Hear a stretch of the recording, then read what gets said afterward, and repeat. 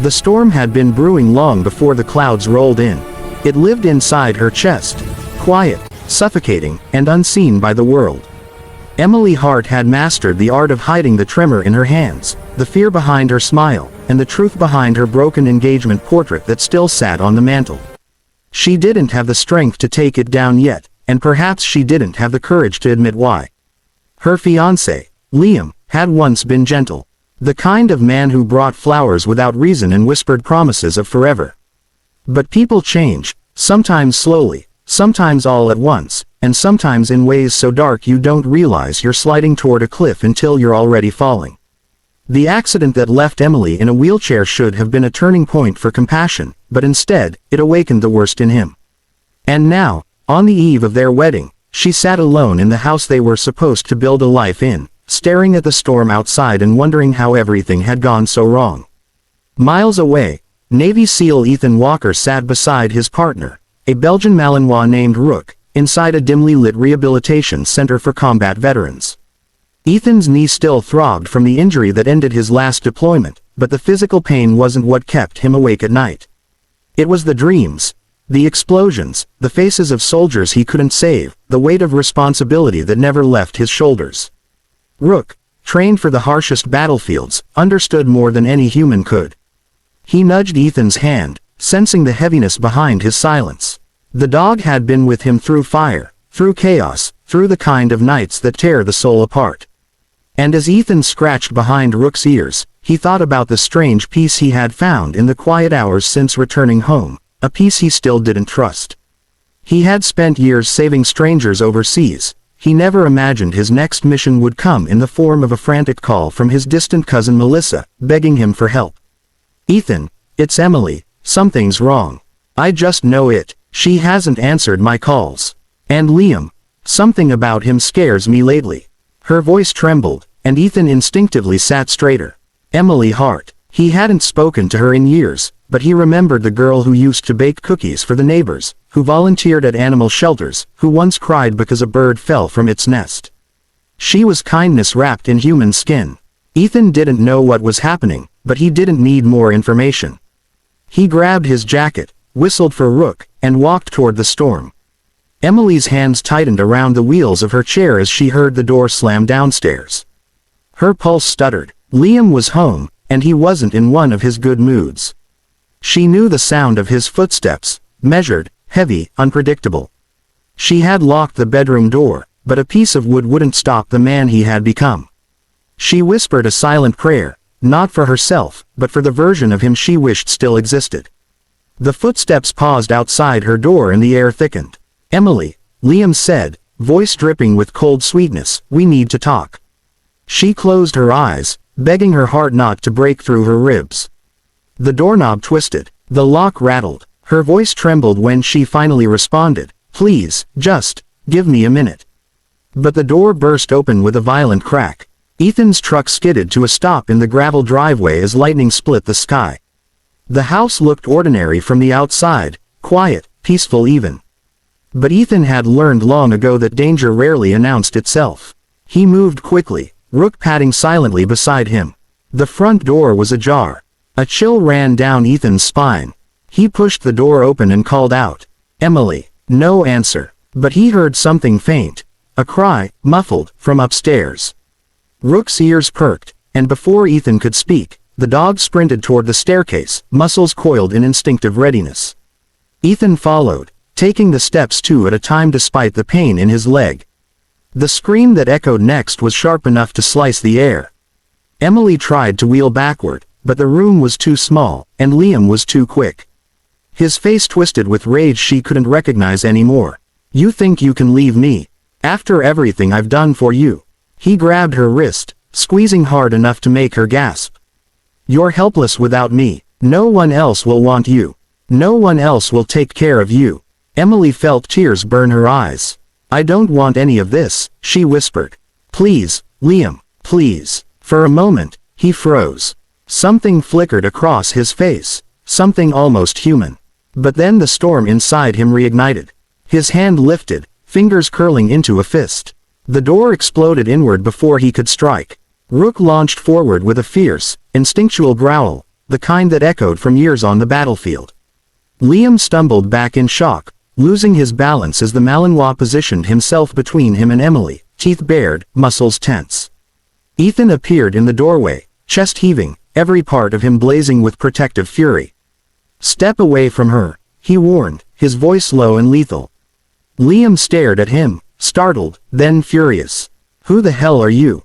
Ethan took a step forward. "The man who stops this.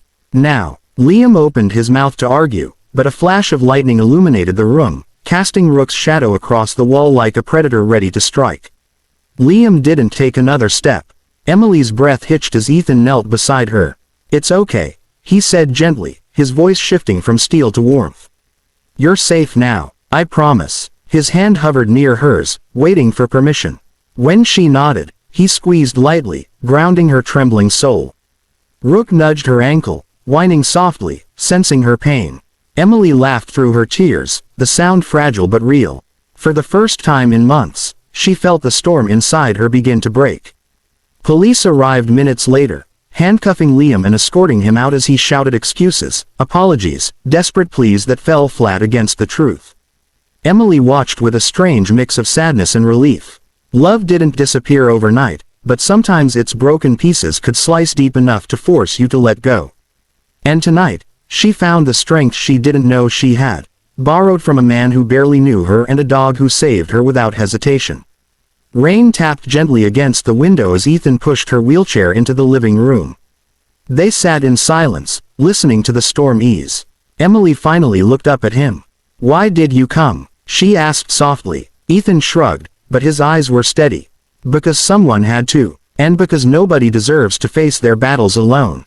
She swallowed hard, overwhelmed. "I've been alone for a long time." He shook his head. "Not anymore." Over the next few hours, the three of them talked. About the accident that put Emily in the chair, about Ethan's recovery from the war, about Rook's heroism on and off the battlefield. Emily felt something she hadn't felt in ages, understood. Seen, safe. And Ethan, for the first time since returning home, felt useful. Not as a soldier, but as a human being capable of helping someone rebuild their life. Morning light spilled into the house like hope reborn. Emily sat on the porch wrapped in a blanket while Ethan brewed coffee in her kitchen. Rook sat at her feet, head resting gently on her lap. She stroked his fur, trying to process everything that had happened. When Ethan returned, handing her a warm mug, she smiled. "Do you think I'll ever feel normal again?" He sat beside her. "Normal," he repeated. "Emily, surviving what you survived doesn't make you less. It makes you extraordinary." She blinked, startled. No one had ever said that to her. Days turned into weeks, and with Ethan's support, Emily began therapy again, not just for her body, but for her mind. Rook accompanied her to every session, sitting proudly beside her wheelchair like a furry guardian angel. There were setbacks, painful moments, and memories that haunted her, but there were victories too. The first time she wheeled herself across the park without fear. The first time she laughed without flinching, the first time she looked in the mirror and saw someone strong staring back. Ethan visited often, not because he was obligated, but because he wanted to. Emily found herself looking forward to his knock on the door, to Rook barreling into the house like a tornado of love. She watched Ethan slowly shed the shadows of war, and he watched her slowly reclaim her life piece by piece. And somewhere between shared coffees, late-night conversations, and quiet walks beneath the stars, something soft and unexpected began to grow. Something fragile, something beautiful, something neither of them had dared hope for. One evening, months later, Emily rolled out onto the porch and found Ethan sitting on the steps, gazing at the sunset.